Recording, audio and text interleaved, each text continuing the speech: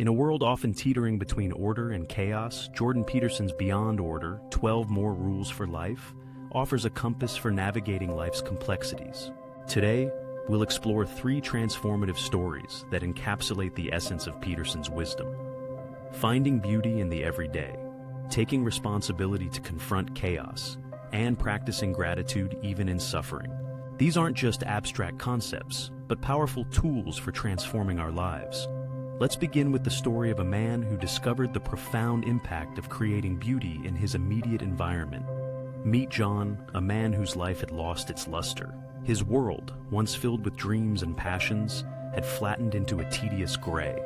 Everything around him seemed lifeless. The walls of his home, his daily routine, even his relationships. Seeking help, John's therapist offered an unexpected suggestion. Try to make one room in your home as beautiful as possible. At first, John balked at the simplicity of the task. How could rearranging a room fix the deeper malaise of his soul?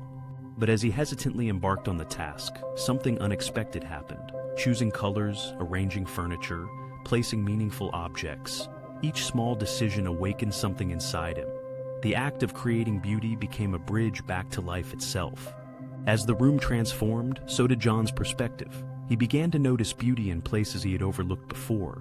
The way sunlight played on his coffee cup, the intricate patterns in a leaf, the warmth of a genuine smile.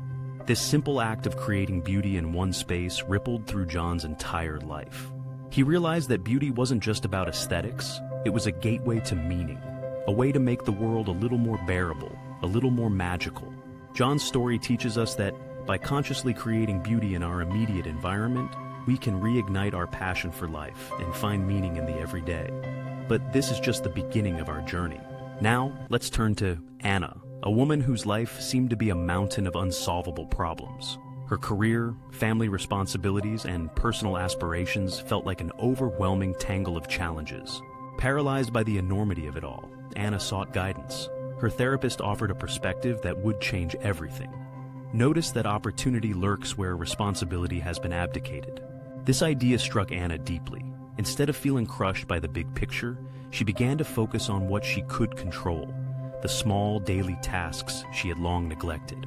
As Anna reclaimed these responsibilities, something remarkable happened. The weight of her larger problems seemed to lessen. By facing the little things head-on, she was preparing herself to tackle the bigger issues. Anna discovered that taking responsibility wasn't about solving everything at once. It meant showing up every day, facing what was directly in front of her, and trusting that these actions would accumulate into something meaningful. And they did. Gradually, Anna's confidence grew. The chaos in her life didn't disappear, but she now had the tools to navigate it. She learned that responsibility wasn't a burden, but a source of strength and purpose. Anna's journey from paralysis to action highlights a critical truth. Responsibility is not a burden, but a tool that empowers us to handle the disorder that life throws our way.